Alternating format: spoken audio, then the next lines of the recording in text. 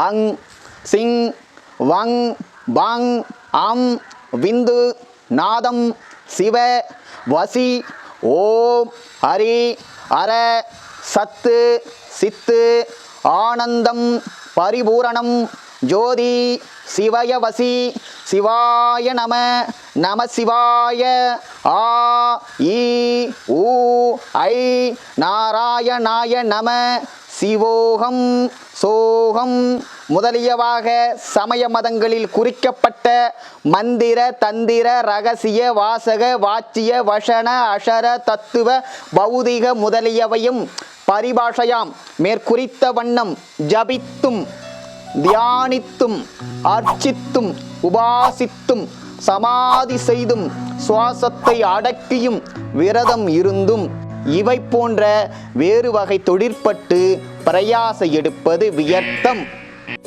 இது போன்ற மந்திரங்களை பயன்படுத்தி தியானம் போன்ற சாதனங்களை செய்து இருப்பது பயனற்றது என்கிறார் வள்ளல் பெருமான். வள்ளலாரின் கருத்தின்பால் அதிருப்தியுற்ற சிவகுரு ஐயா சொல்வது என்னவென்றால், இந்த சாதனங்கள் எல்லாம் பயனற்றது, இந்த சாதனங்களை செய்வதால் வீண் என்று வள்ளலார் உபதேசம்தான் செய்திருக்கிறார் அன்றி வள்ளலார் எங்கேயும் கைப்பட எழுதவில்லை என்கிறார். ஆம், அவர் எழுப்பிய கேள்வியும் நலம்தான். பாடல் 6ஆம் திருமுறை.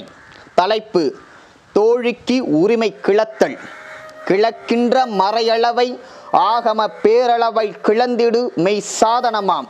ஆன்மநேய உறவுகளே, இந்த வரியை மிகவும் நுட்பமாக கவனியுங்கள்.